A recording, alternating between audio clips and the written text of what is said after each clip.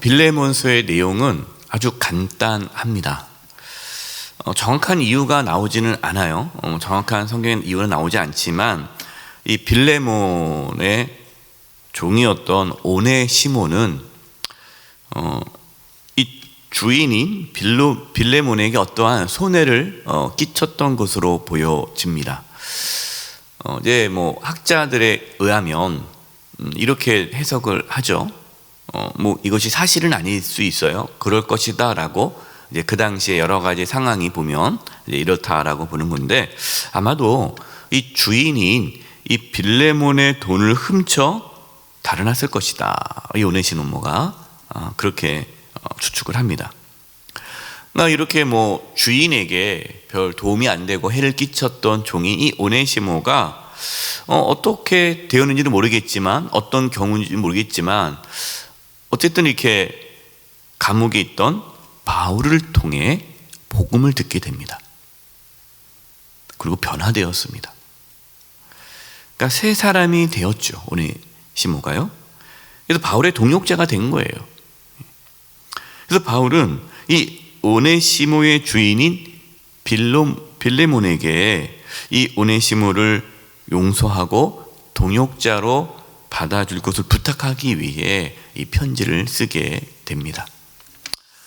내용은 간단하죠. 그러나 이 빌레몬서는요, 이 복음의 능력이 얼마나 크고 위대한지를 어떤 사건을 통한, 이 실제 사건을 통한 내용으로 우리에게 보여주고 있습니다. 1절과 2절입니다.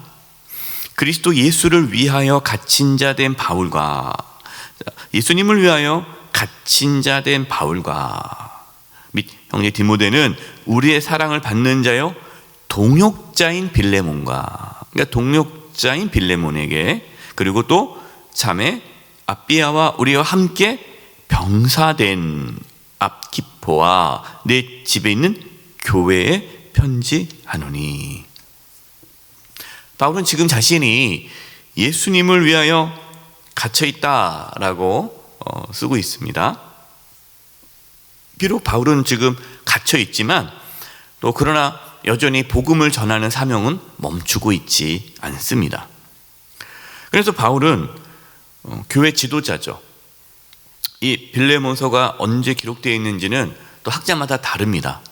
그러나 이제 분명한 것은 이제 나이가 많다라는 것을 이제 본인이 여기서 바울이 고백하기 때문에 노년이기 때문에 이제 바울이 어느 정도 초대교회 지도자로서의 위치에 있었다라고 볼 수가 있겠죠. 그러면 바울은 교회 이제 지도자입니다. 여러 초대교회 지도자고 사도로서의 권위도 인정받는 아주 위대한 사도예요. 하지만 빌레몬을 동역자로 불렀습니다. 빌레몬은 평신도 지도자죠. 평신도 교회 지도자인데 동역자로 이렇게 불렀어요. 그러니까 같이 하나님을 일하는 동역자다라는 거죠. 여러분, 우리는 동역자입니다. 동역자. 하나님의 일을 주의 종 목사님만 하나님의 일을 하고 우리는 목사님께서 말씀하시면 따라가는, 그냥 따라가는 자가 아니라 동역자라는 거예요. 동역자가 뭡니까? 함께 하나님을 섬기는 자다라는 거예요. 우리가 서로 은사가 다르고 직분이 다르지만 우리가 다 주님의 일을 하는 동역자라는 사실을 잊어서는 안 됩니다. 그래서 우리가 교회에서 어떤 직분을 맡았다고 해서 내가 목사고, 내가 장로고, 내가 권사고, 내가 또 안수집사고, 내가 또 어떤 공동체 장이라고 해서 막 권위를 내세우고 자기 말만 주장하고 그러면 안 되죠. 동역자이기 때문에 누구를 만나도 함께 하나님의 일을 하는 동역자이기 때문에 존중하고 그분들의 의견도 들을 수 있어야 된다라는 것이에요.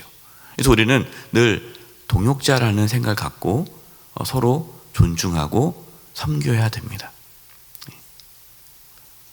또한 여기서 우리는 병사다, 병사라는 표현을 썼어요. 병사는 뭡니까? 이제 군인이죠. 우리는 영적인 군인, 주님의 용사, 병사예요. 군인이라는 신분을 잊어서는 안 돼요. 여러분, 군인은요 늘 뭐 하고 있습니까? 긴장하고 있죠. 전쟁에 나갈 싸움을 준비하는 거예요. 훈련합니다. 훈련하지 않은 군인은 없어요.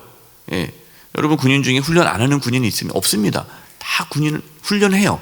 아무리 뭐 계급이 높아도 모든 군인은 다 훈련을 할 수밖에 없어요. 훈련을 안 하면 안 됩니다. 그것처럼 우리는 군인이기 때문에, 병사이기 때문에 영적인 훈련을 하는 거예요. 매일 훈련을 하고 늘 영적인 싸움에서 승리하기 위해 애써야 돼요. 영적 긴장감을 놓쳐서는 안 된다라는 것입니다.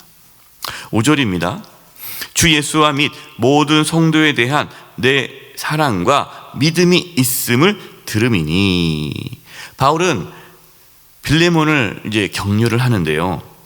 이 빌레몬이라는 이 평신도 지도자죠. 이분은 예수님과 모든 성도들을 사랑했다라고 말씀하고 있어요. 빌레몬이 얼마나 믿음이 좋은지 그 빌레몬의 그 믿음을 칭찬하는 소식을 바울이 듣습니다. 여러분, 믿음이 좋다는 게 무엇이죠? 이분 정말 믿음이 좋은 것 같아요. 여러분께서 그 믿음이 좋다라는 그 기준이 있지 않습니까? 믿음이 좋다라는 그 기준이 뭐죠? 오늘 말씀에 보면은 예수님을 사랑하고 모든 성도님들을 사랑하고 섬기는 것이 믿음이 좋다라고 표현하고 있어요. 여러분, 믿음이라는 건요 사랑으로 나타납니다. 믿음이 좋은지 안 좋은지 눈에 보이지 않아요. 그렇죠? 믿음은 보이지 않습니다. 믿음이 눈으로 보여지는 것이 사랑이에요. 그래서 사랑이 없으면 믿음도 없는 거예요. 그래서 정말 믿음은요 사랑으로 나타나요.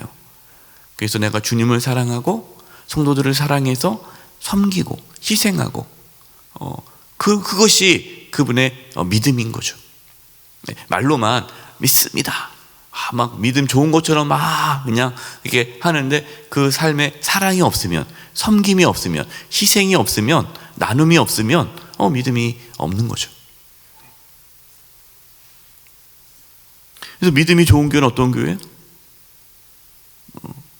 뭐 방언을 하고 막 철야기도 하고 막 그런 교회가 믿음이 좋은 교회다라고 단정 짓는 것이 아니라 성도 간에 사랑이 넘치고 또 지역에 있는 이웃들을 사랑으로 섬기는 교회가 믿음이 좋은 교회예요. 빌레몬이 그랬다라는 것이죠. 6절입니다. 이로써 내 믿음의 교제가 우리 가운데 있는 선을 알게 하고 그리스도께 이르도록 역사하느니라. 6절 말씀이 이제 해석하기가 쉽지가 않죠. 내 믿음의 교제가 우리 가운데 있는 선을 알게 하고, 그러니까 바울은 이 빌레몬과 믿음의 교제를 갖는 것이 얼마나 큰 힘이 되는지를 지금 이야기를 하고 있고요. 그리고 이 시간 이렇게 빌레몬과 믿음의 교제를 갖고 힘을 얻어서 나중에 우리가 하나님 앞에 섰을 때 자신들에게 그것이 큰 복이 된다라는 것을 당신이 알기를 원합니다라는 것입니다. 여러분, 이게 아주 교회의 아주 중요한 모습이에요. 여러분, 교회에서 중요한 게 무엇입니까? 교회에서 중요한 것은요 성도 간의 믿음의 교제를 갖는 겁니다. 우리는 서로 믿음의 교제를 통해서 영적인 힘을 얻는 거예요. 믿음의 교제를, 동역자이기 때문에 함께 격려하고 서로 기도해주고 서로 붙잡아 줌으로써 또 영적인 나눔을 함으로써 교제를 함으로써 믿음이 굳건해지는 거예요. 그러니까 서로가 서로를 붙잡아 주는 거죠. 서로가 서로를 세워주는 거예요. 그러면서 우리가 하나님 앞에 섰을 때 칭찬받게 되는 것이죠. 교회 안에 영적인 교제가 없으면 여러분 교회의 본질은 사라지는 거예요. 교회, 하나님께서 교회 공동체를 세우신 이유는 믿음의 교제를 하라고, 믿음의 교제를 하라고 교회 공동체를 세워준 거예요.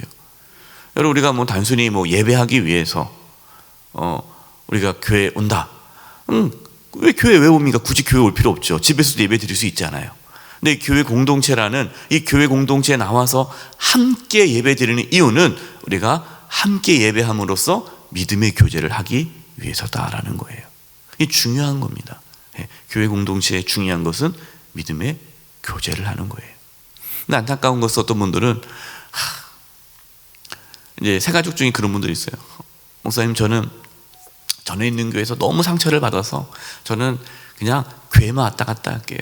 뭐 어디 가라, 뭐 어디 들어가라, 뭐 활동하십시오, 그런 말 자꾸만 부담 주면은 저는 또 교회 안 나올 겁니다. 그냥 저를 내버려 두세요.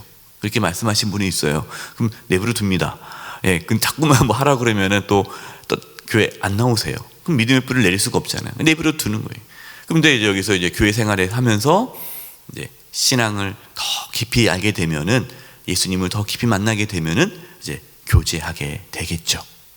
신앙의 중요한 교회 공동체에서 중요한, 교회 생활이 중요한 것은 믿음의 교제다라는 것을 우리는 이제 빌레몬서를 통해서 다시 한번 발견하게 됩니다. 자, 7절입니다. 7절. 형제여, 성도들의 마음이 너로 말미암아 평안함을 얻었으니 내가 너의 사랑으로 많은 기쁨과 위로를 받아노라. 빌레몬은 어떤 성도입니까? 어떤 교회 지도자예요? 예, 성도들에게 마음의 평안함을 주었다. 예. 이렇게 성도님 중에 그런 분들이 계셔요. 이게 장로님들 중에, 또 권사님 중에, 안수 집사님 중에, 또 우리 집사님 중에 이렇게 성도님들에게 마음의 평안함을 위로해주고 성도들의 마음을 따뜻하게 해주고, 그래서 이제 얘기를 제가 이제 듣습니다. 목사님, 오늘 장로님이 이렇게 해서 제가 많은 위로를 받았어요. 오늘 권사님 이렇게 섬기십니다. 집사님 이렇게 섬기십니다. 얘기를 들어요. 그러면 그때만큼 기쁠 때가 없어요. 여러분, 목회자가 언제 기쁠까요? 예, 목회자가 언제 기쁠까요? 다른 게 기쁜 게 아니에요. 우리 성도님들의 믿음의 소문을 들을 때. 지난번에 한번 새가족이 오셨는데 본인이 얘기하는 거예요. 어떻게 오게 되었는지. 자기가 같이 일하고 있는 분인데 너무 많은 은혜를 받아서 너무 삶이 다르다는 거예요. 그래서 저분이 다니는 교회를 가고 싶다, 그래서 왔다라는 거예요. 얼마나 그게 기쁜지. 예. 성도들의 어떠한 사랑의 수고와 헌신의 모습을 볼 때 기쁘고 위로를 받는 거죠. 예. 그게 목회자에게 큰 힘이 됩니다. 위로가 되는 거예요. 은혜 받고 서로 사랑하는 모습 볼 때. 그러나 반대로 서로 다투고 서로 막 헐뜯고, 예. 예. 그러면은 너무 마음이 아파요. 예. 예전에 제가 어느 성도님이 저한테 이제 저만 만나면은 다른 성도들을 욕을 하는 거예요. 누구 뭐 하고 막 그냥 깎아내리는 거예요. 막 그냥 성도들을 그냥 깎아내리는 거예요. 제가 듣다 죄송한데 다시는 저한테 그렇게 다른 성도님들의 그걸 깎아내리는 막 이렇게 흉보는 거 하지 않았으면 좋겠다고.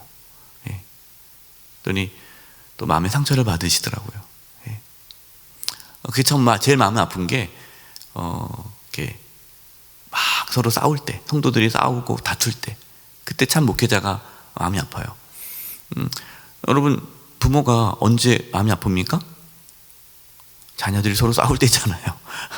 자녀들이 서로 싸울 때 마음이 아파요. 하나님 얼마나 마음이 아프시겠어요. 8절입니다.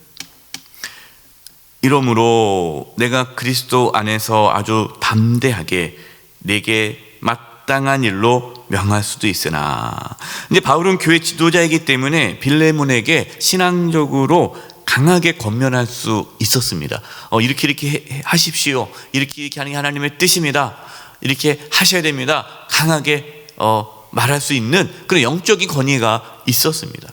물론 때로는 어떤 성도, 우리가 상황에 따라서 어떤 성도님들에게는 그렇게 또 강하게 말씀을 드릴 수밖에 없는 상황에 있기도 해요.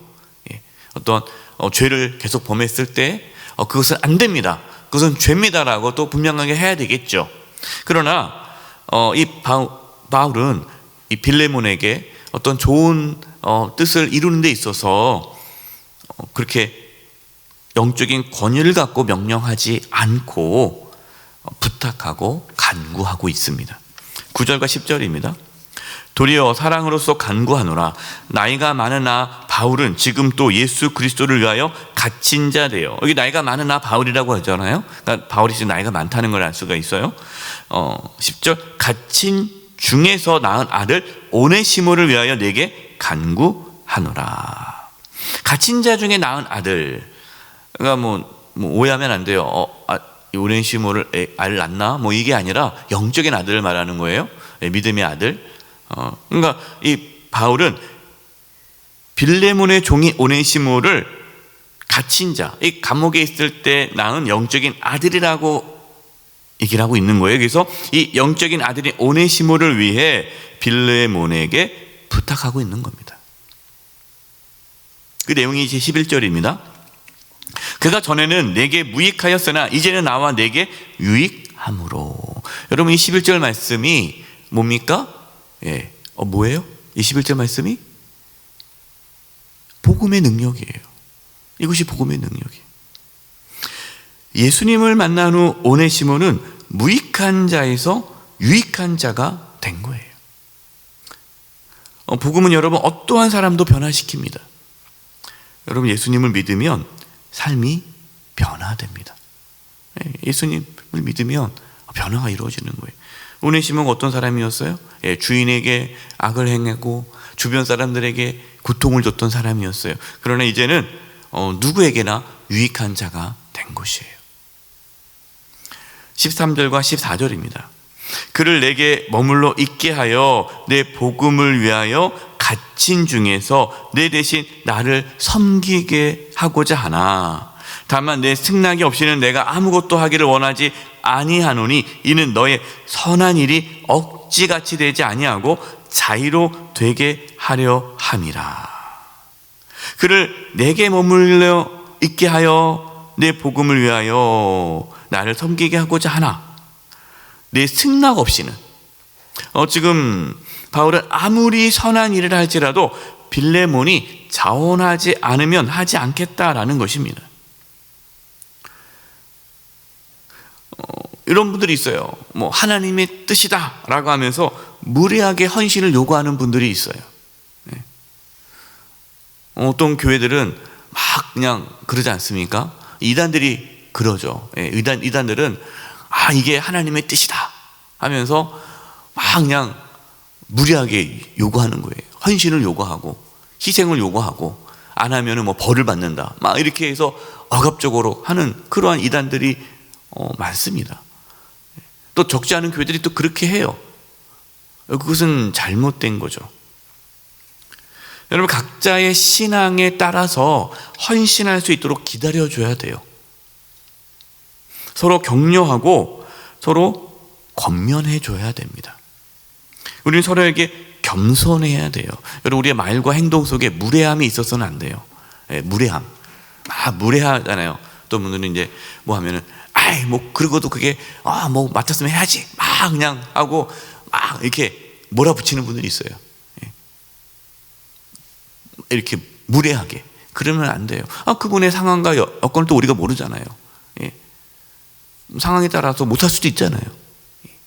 근데 그런 건 다 고려하지 않고 그냥 무조건 이렇게 막 밀어붙이면 여러분 그것은 무례하게 되는 거예요.